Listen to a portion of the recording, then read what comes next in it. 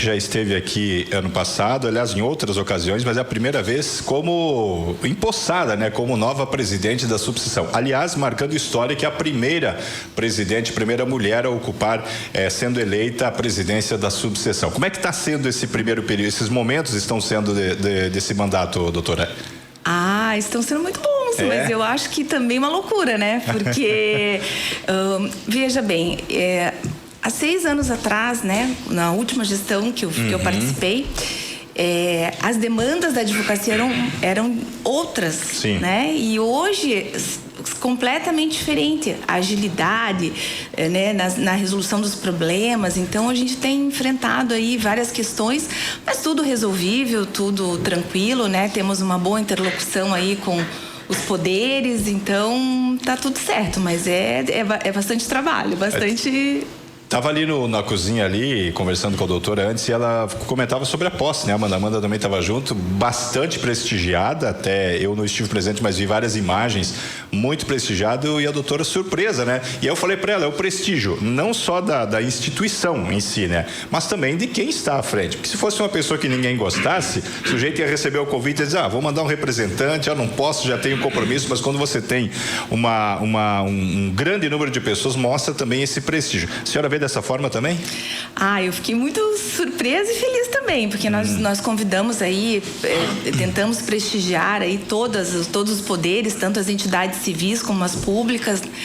Mas eu acho que isso daí não é mérito só meu, não. Acho que é mérito de toda a equipe, né? De todo mundo que está à frente e faz esse trabalho de voluntariado, né? Cedendo grande parte do seu tempo para estar aí defendendo os nossos advogados, as nossas advogadas e também em prol da própria coletividade, né? E que seja aí uma gestão, e tenho certeza que será conhecendo o seu trabalho de muito sucesso. Falando desse assunto, começando por esse assunto dos golpes, doutora, o que está acontecendo? Tem muito larápio se passando por advogado e aplicando golpe? Como é que a OAB tomou conhecimento desses casos? Olha, larápio ultimamente é o que mais a gente tem visto, né? Porque, meu Deus do céu, a criatividade do ser humano pro mal é uma loucura, né? Mas assim, o que aconteceu? No começo da gestão,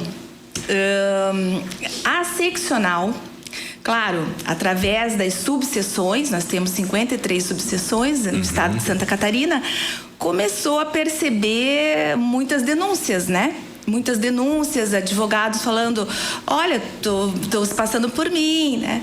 Para você ter uma ideia, o meu próprio marido, né? Ele tem uma ação previdenciária e o meu marido quase caiu no golpe, porque eles se utilizam da imagem do advogado, né? Ou da advogada, e colocam ali no WhatsApp, mas com outro número. E muitas vezes a pessoa na pressa, na correria, não consegue perceber que não é o número do seu advogado, do profissional que está te atendendo, né? Mas eles geralmente, visam aí os cidadãos que possuem algum processo judicial ou que já possuiu alguma coisa nesse sentido, e como alguns processos você tem acesso publicamente, né? Eles conseguem ver os dados daquele processo. Então, quando eles vão passar o golpe, tem muita coerência, porque eles já se apropriaram ali, né? Ou já entraram de alguma forma através de algum certificado digital, alguma coisa assim, e eles conseguem ver os documentos que estão no processo. Então eles começam a contar uma história que parece crível, que parece realmente que você tem algo para receber, ou que você tem umas custas judiciais. É sempre nesse sentido.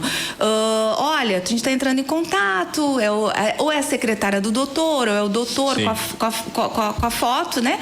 E então é para pedir pagamentos de custas, depósitos judiciais, honorários, ou então RPV, né? Requisições de pequeno valor. E às vezes, coincidentemente, acontece do cidadão ou da cidadã ter realmente um processo e está na iminência de alguma sentença, de receber valores. E quando o ser humano, ele tem uma natureza curiosa. E claro, quando você fala que você vai receber algum dinheiro, enche os olhos, né? Os olhos enchem. Então, às vezes, até por conta dessa ganância, digamos assim, né? A pessoa acaba caindo no golpe. E realmente faz Pix, transfere valores, né? Se passando, e daí depois que se toca, daí quando vai ligar, já foi, né? Quando vai ligar para o profissional que realmente está ali atendendo, já foi. Boa tarde, tudo bem? Boa tarde. E quando a pessoa cai no golpe, ela tem como reverter? Tem como... Porque eu sei que algumas instituições, elas conseguem devolver o valor. Isso, tem. Né? Porque assim, eu inclusive já caí num golpe, mas não conseguiram restituir o meu valor. Certo. Aí a minha pergunta é, por que, se foi comprovado que é golpe, por que eles não devolvem o dinheiro? Alguns devolvem, outros não. O que acontece ali de diferente? Tudo é questão...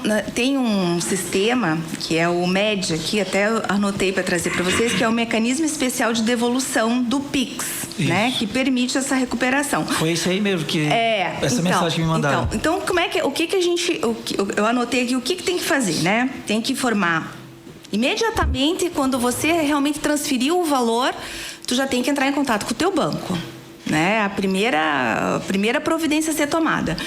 E pedir o acesso através desse MED, né? Que permite essa recuperação. Então, você vai informar ali os dados da transação, a chave Pix, ou o CPF para quem que você mandou o dinheiro. Todas essas informações são necessárias.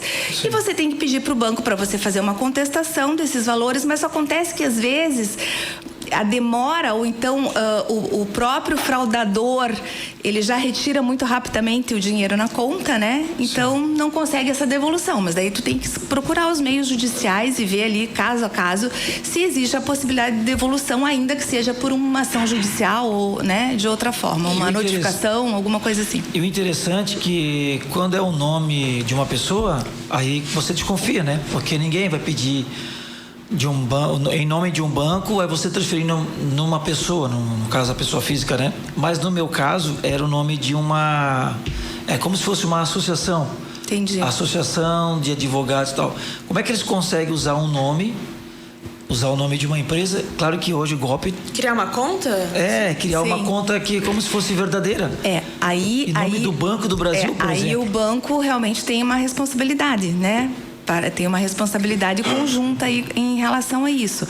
Mas como é que eles fazem, né? E que as pessoas têm que se alertar em relação a isso. Vai pedir o Pix, né? Conta lá toda a história, vai pedir o Pix. Quando você for fazer o Pix, a partir do momento que tu vê que não é o nome do teu advogado ou da tua advogada que está ali, é o nome de um terceiro, já desconfia, já não faz. Imediatamente já para e já liga para o seu advogado, né? E confere as informações. Sim. E eu acho que hoje, né, até por conta da IA, da inteligência artificial, e nós estamos vendo hoje até...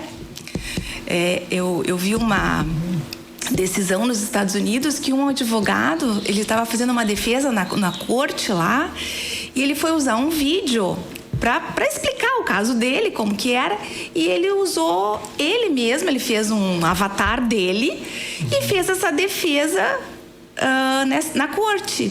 E não falou para a juíza que aquilo ali era uma inteligência artificial. E daí, quando começou o julgamento, ela começou a perceber que, mas tá estranho. O cara que tá aqui é mais velho, o que tá aí né, tá todo diferente, jovem. né?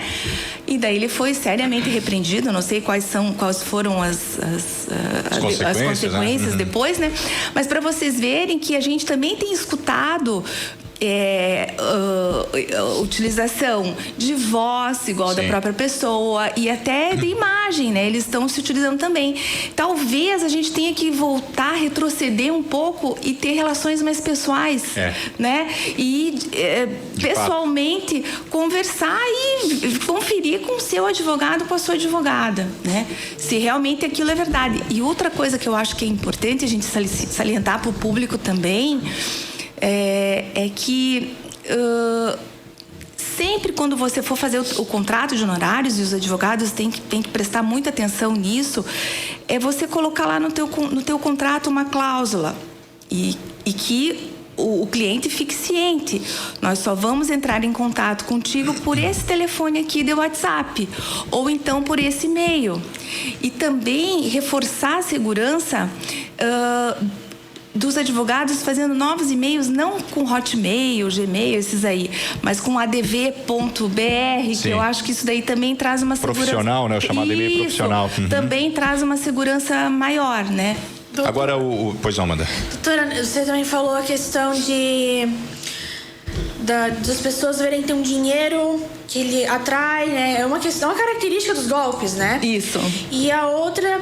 Também as pessoas devem pensar, nossa, mas como que eles sabem que eu tenho esse processo em andamento? Como eles sabem que eu tenho isso para retirar no banco? Ou até aumenta o valor? Enfim, eles têm informações ali que a pessoa se pergunta.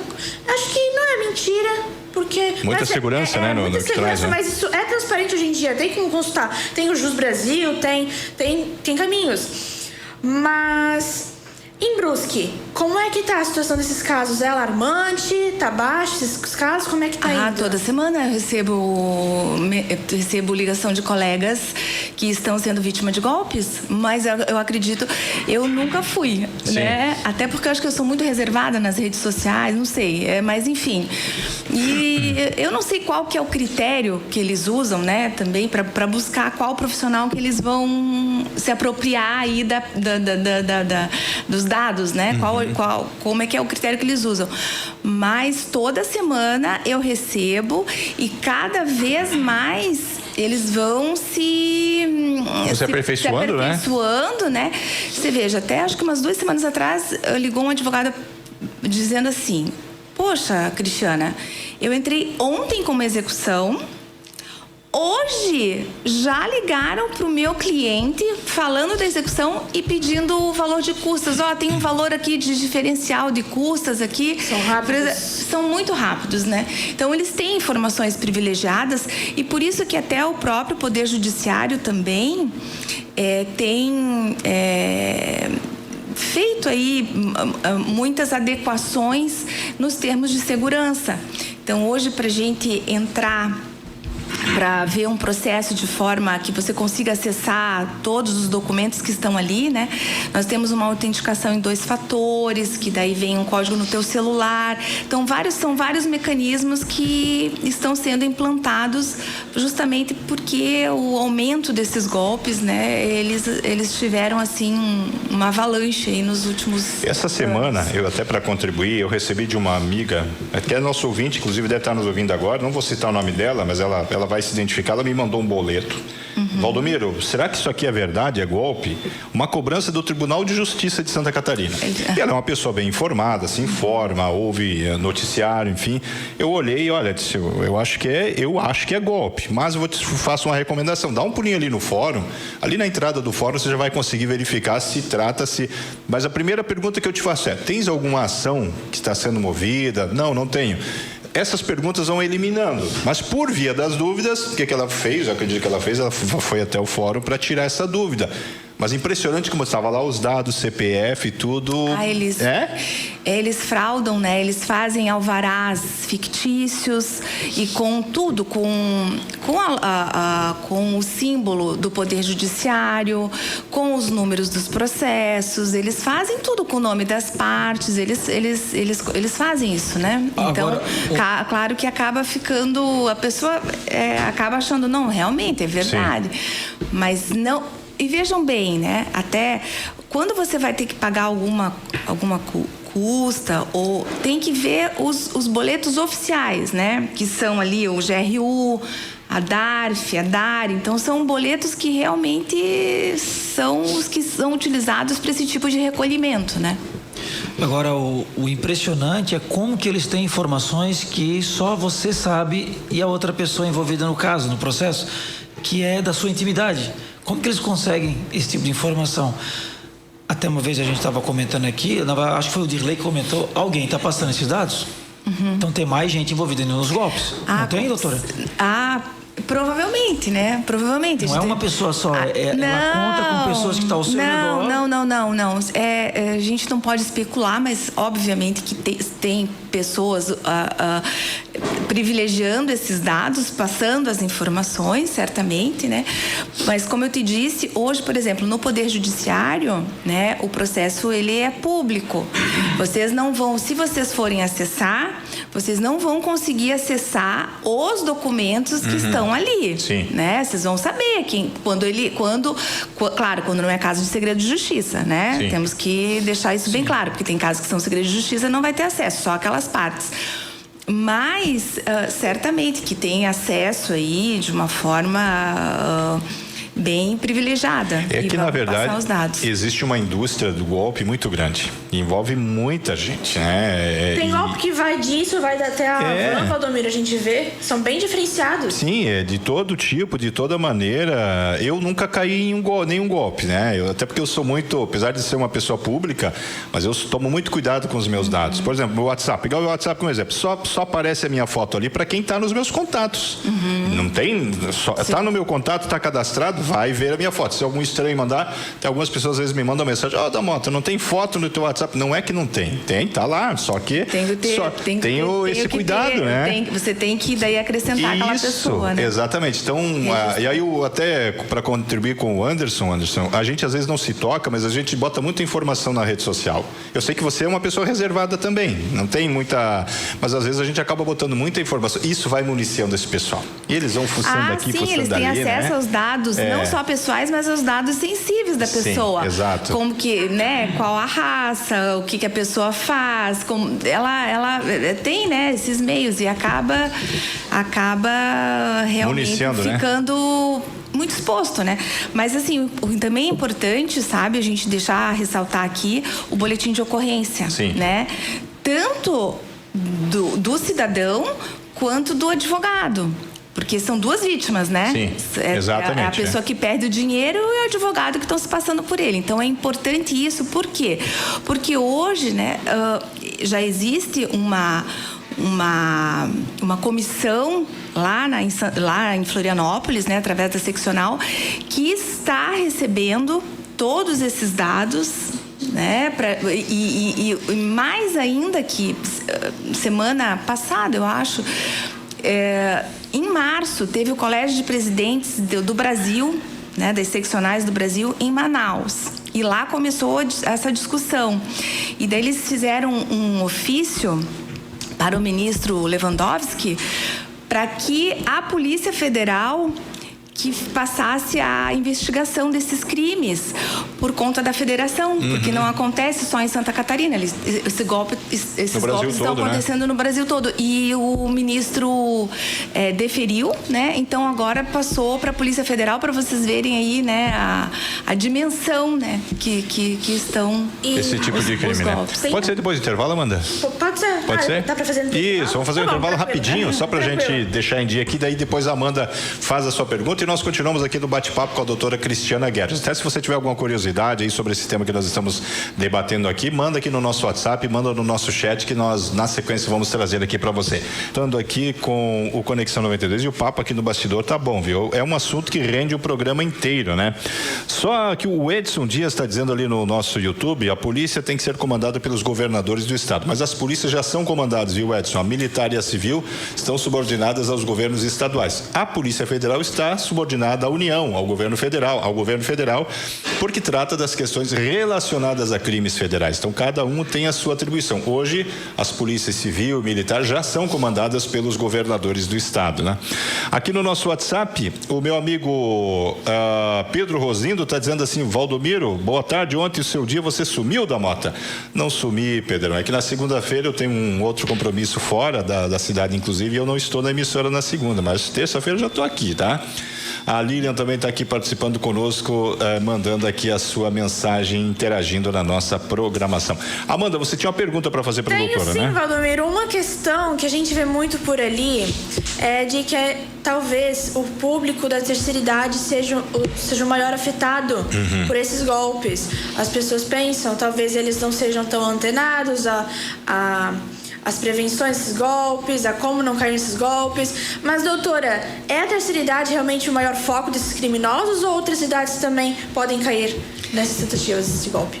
Olha, A terceira idade é um público fácil, né? É um público alvo fácil e certamente está na mira dos criminosos. Justamente porque, e às vezes pessoas muito simples, não têm maldade, são ingênuos, não, né, acreditam no que está, porque o estelionatário, ele tem um perfil cativante, ele tem um perfil sedutor, né? E ele acaba te envolvendo numa conversa e você cai, né? Então, por isso que, sim, eu acho que os idosos, eles são um público bem fácil, mas isso não impede que outras pessoas de outras idades caiam também. Basta que você tenha um link, né? Tem um processo, realmente, eu tenho algo para receber, ou então, puxa vida, olha aí, ó, é algo inédito, né? Um dinheiro que estava parado, e daí as pessoas acabam. E vocês vejam, eles são tão que às vezes não conseguem passar o Pix, eles emitem boleto para você pagar. Eles conseguem emitir boleto. Só que muitas vezes já estão as contas já estão bloqueadas pelo Banco Central e graças, né, a uma força maior que não consegue pagar, não consegue fazer o Pix porque aquelas contas já estão lá no alvo cadastradas como um alerta, né, no Banco Central, e não conseguem levar a termo, né, essas transferências. E se uma pessoa, não necessariamente um idoso, uma idosa, veja que caiu nesse golpe, algum golpe, a qual local ele deve se deslocar? A delegacia, o fórum, para tirar dúvidas? Hoje, se você tem um advogado ou uma advogada da sua confiança, acho que a melhor coisa é você ligar para esse profissional da sua confiança, né? Não fazer nenhum tipo de transferência, não fazer e assim, e a gente não pede dinheiro, é muito raro você pedir, porque quando você vai fazer uma contratação com o profissional, ele já vai te explicar quais são as etapas, olha, se tiver um valor de recurso, a gente vai conversar, ou então já está incluído aqui, nesses honorários que eu te paguei, mais as custas que tu vai pagar, já está tudo incluído. Então, quer dizer, você tem que ter as informações bem claras com o teu advogado, quais são os custos daquele processo, quanto que vai custar tudo aquilo ali. E qual que foi a tua pergunta mesmo? Não, porque... Miro. Sobre os idosos. Isso, os idosos, por exemplo. Acho que a Amanda tá idosa já. Ela já esqueceu da pergunta, já, Amanda. Eu não você ainda. Foi eu que tô idosa, eu não você ainda. Brincadeira, Amanda. É porque eu penso assim, né, doutora? Tem alguns idosos que já tem 70, 60, enfim, não importa a idade, mas da terceira idade ali, eles têm uma certa quantia no banco e eles caem no primeiro golpe e os golpistas pedem mais dinheiro. Não deu certo a tentativa, então vamos precisar de um pouco mais. Mas vão puxando a linha e pescam o peixe ali que daqui a pouco vai ver, o idoso perdeu talvez 50 mil reais. Mas tem como evitar isso? É simples, né? É simples, é não fazer, né? Não fazer. Você tinha que me perguntado o que tem que fazer. Então, procurar um profissional, se você tem aquele de confiança, né? Não fazer o boletim de ocorrência, que hoje é muito fácil, nesses casos é online, é super fácil. Se você tem o advogado, entrar em contato com ele, passar esse boletim, porque esses boletins já tem todos os passos lá, como é que o advogado tem que fazer no site da seccional. Então, tem um formulário lá que o advogado já junta tanto o boletim do cliente dele, quanto o próprio boletim que ele fez em relação ao golpe, que estão usando a imagem dele, que está usando os dados dele, né, os dados pessoais dele, a OAB, enfim. E a partir do momento que está lá, as autoridades têm como coletar coletivamente esses dados e fica mais fácil até para a investigação criminal. Pode estar relacionado até com outros casos. Porque, não, com certeza, é uma organização, né? E inclusive, de forma que, constando lá o número que ligou para você, tudo certinho no boletim de ocorrência, até eles têm condições a polícia de entrar no IP desses celulares, de ter esse acesso. Porque muitas vezes, o que a ordem chegou à conclusão? Que isoladamente é muito difícil de você conseguir chegar em algum lugar. Então, por isso que já esses dados todos estão...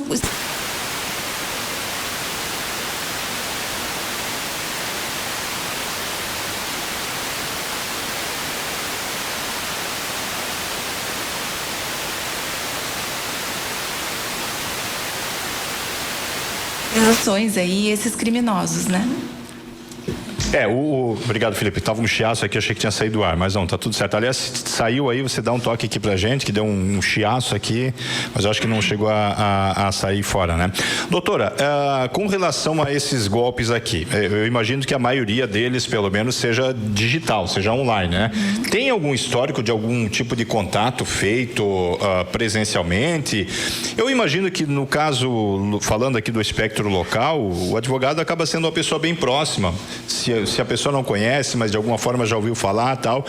Mas tem casos de golpes, tentativas de golpe, pelo menos usando o nome de advogados, feitas presencialmente, ou a maioria está no âmbito digital? Não, a maioria está no âmbito digital, né? O que até eu acho que é importante a gente salientar aqui, vocês sabem que a nossa carteira, a nossa credencial como advogado nos permite advogar em todo o território nacional. Sim.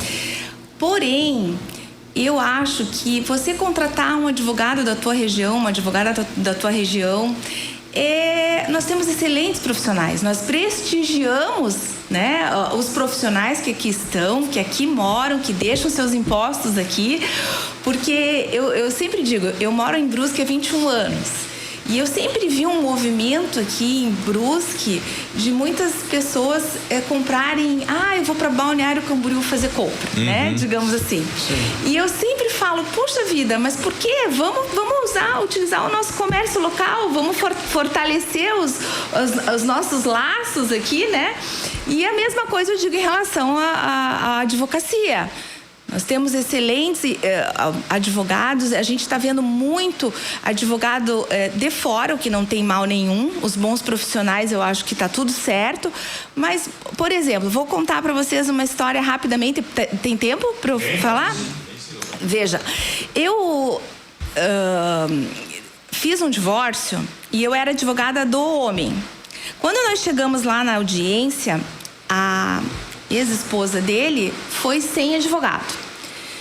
Tudo bem, se acertaram lá na hora, fizeram a partilha, deu tudo certo. E o que aconteceu? Quando a gente estava descendo as escadarias do fórum, ela veio me abordar, né, para perguntar lá o que ela deveria fazer.